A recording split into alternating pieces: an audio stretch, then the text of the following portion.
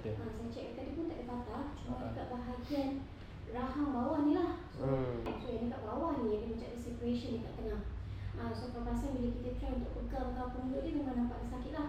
And then perpasan ada bleeding keluar daripada hidung. Sambil dia batuk bersin tu, sambil tu dia keluar darah. Saya saja nak cek balik sama ada dia hidup lagi atau tidak. Tapi semalam agak lewat lah, saya nak hantar ke klinik sebab saya kena hantar makanan dulu. So tadi saya check, so far dia still boleh jalan. Maksudnya dia kalau pelanggan kita bisa cakap ada patah dekat kaki lah, kaki tangan ke apa kan.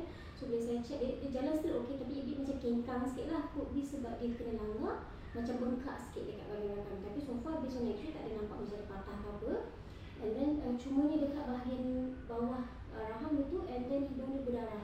So bila hidung berdarah tu, tadi saya check masih berdarah, masih bleeding lagi lah, dia tak kering lagi. So risau tengah ada ongoing internal bleeding lah, pendarahan dalaman. Sebab bila kena langgar, saya suspect dia kena langgar kat bahagian sini lah, daripada tepi.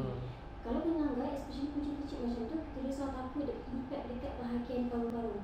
So takut ada internal bleeding lah, pendarahan dekat dalaman. So sebab tu keluar darah dekat dia punya daripada paru-paru tu, dia keluar ikut bahagian mulut, bahagian hidung macam tu. So untuk dia, kalau contoh kita nak proceed surgery, satu kita risau badan dia tak cukup kuat lagi lah sekarang sebab kita nak abuse, kalau nak surgery kena abuse. So risau kalau kita abuse, takut dia tak tahan dengan ubat abuse, dia boleh mati terus. So untuk dia, maybe kita for the first 2 to 3 days ni kita try stabilisekan dulu. Saya bagi masuk air, start dengan medication, ubat pembengkak, ubat untuk stop bleeding, vitamin K, dengan ubat untuk bagi dia ni lah, multivitamin bagi dia sihat sikit. Kita phosphate semua tu.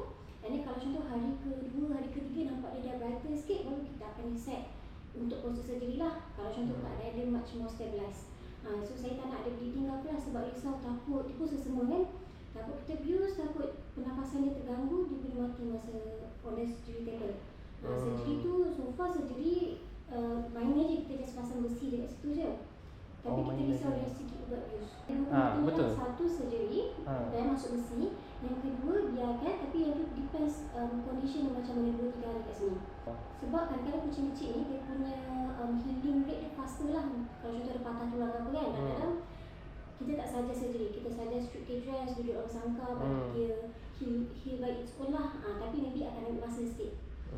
Compared tu kucing besar, kalau kucing besar ada patah ke apa, dia punya tulang dia ambil masa sikit untuk bercantum, and then kadang-kadang dia susah nak bercantum properly lah. Kalau kucing kecil ni healing rate dia faster. So ada case yang kita tak repair, ada case yang kita repair. Depends patah dia macam mana, depends on condition dia macam mana, dekat ward dia boleh makan ke, mengganggu tak dia punya ni lah, life quality dia mengganggu tak. Kalau tak terganggu, dan kita tak akan repair lah. Saya sarankan ward lah, kat sini ward untuk kita monitor pendarahan semua tu.